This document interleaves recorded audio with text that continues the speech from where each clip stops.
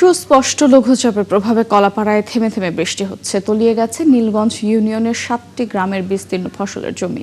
সেখানকার পরিস্থিতি জানাতে যুক্ত হচ্ছেন মিলন কর্মকার রাজু।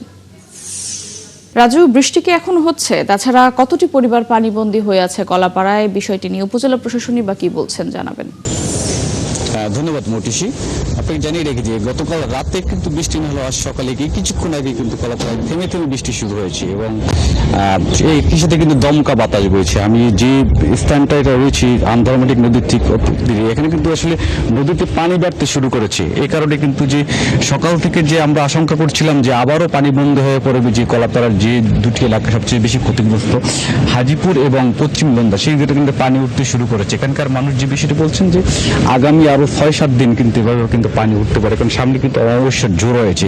উপজেলা প্রশাসন কিন্তু কার্যকরী এখন পর্যন্ত এইসব মানুষের যে সহায়তায় বা এইসব ভাঙন কবলিত যে সুলিশ গেট রয়েছে এটি মেরামতি কিন্তু কার্যকরী কোনো এখন পর্যন্ত পদক্ষেপ গ্রহণ করেনি। উপজেলা নির্বাহী কর্মকর্তার সাথে আমার সাথে কথা হয়েছে, তিনি আমাদের যে বিষয়টি জানিয়েছেন যে তারা পানি উন্নয়ন বোর্ডকে বিষয়টি অবহিত করেছেন, তারা মূলত কার্যকরী পদক্ষেপ নেবেন, কিন্তু এখন পর্যন্ত দৃশ্যত কোনো কার্যকরী পদক্ষেপ শুরু হয়নি। আর পশ্চিম লন্দা গ্রামের যে বিষয়টি সেটা হচ্ছে 3 বছর ধরে এখানকার মানুষ 300 পরিবার পানিবন্দী অবস্থায় রয়েছে।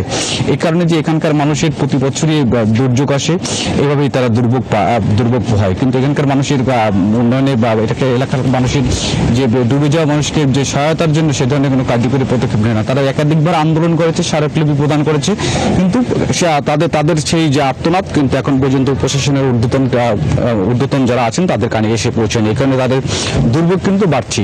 আর আরেকটা বিষয় আপনাকে জানিয়ে রাখি যে আবহাওয়া যে বর্তমান কিন্তু উপকূল জুড়ে কিন্তু দমকা বাতাস বইছে, সেই সাথে কিন্তু বৃষ্টিও শুরু হয়েছে। এই কারণে কিন্তু এখানকার মানুষের যে আতঙ্ক সেটা কিন্তু শুরু হয়েছে। হাজিপুর গ্রামের প্রায় 700 একর জমি কিন্তু ইতিমধ্যে পানিবন্দী প্রায় হয়ে পড়েছে, কারণ আপনি জানেন যে সদরপুর যে সুলিশ রয়েছে সেটি কিন্তু ভেঙে যাওয়ার কারণে কিন্তু এই দুরবস্থা সৃষ্টি হয়েছে। এখানকার মানুষ যে বিষয়টি বলছেন যে এই বর্ষার আগে যদি এই সুলিশটি সংস্কার বা করা না হয় তাহলে কিন্তু এখানকার মানুষের যে দুরবস্থা সেটা কিন্তু আসলে আরো বাড়বে এবং এই মুহূর্তে যে বৃষ্টি শুরু হয়েছে এ কারণে কিন্তু এই দুর্ভোগটা আরো বাড়বে।